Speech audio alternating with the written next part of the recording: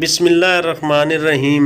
दिसंबर दी ठंड भरी सुबह है, हर पासे धुंध मंडला रही है ते ये बेजुबान जानवर ठंड विच अपने मालक जिन्हों असां पेंडू आखदे हां उनके इंतज़ार विच खलोते ने कि सुबह हो गई है, पेंडू आवेगा, साडा ख्याल करेगा, मुहब्बतां भरिया हथ साडे गंदे मिट्टी वाले जिस्म ते फेरेगा, सानू चारा पावेगा, रात दी लंबी जुदाई तो बाद साडे छोटे छोटे बच्चों नूं मिलावेगा जेड़े दूजे किलियां ते बन गया सी।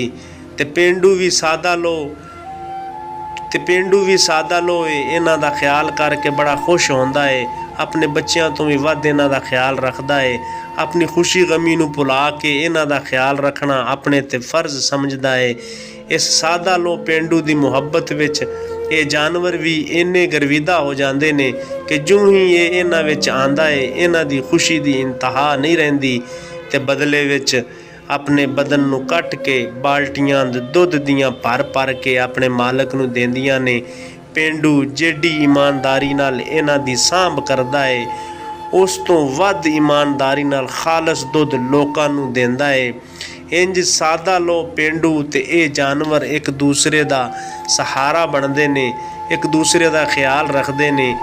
पेंडू दी मुहब्बत सादगी ईमानदारी वेख के मैं तो ये कहांगा कि साडे ये अनपढ़ पेंडू उन्हां तो लख गुना चंगे ने जेड़े वड्डियां वड्डियां डिग्रियां लैके पेंट कोट पा के रिश्वत लई जाते ने, बेईमानी इंसानियत दा खून करी जाते ने।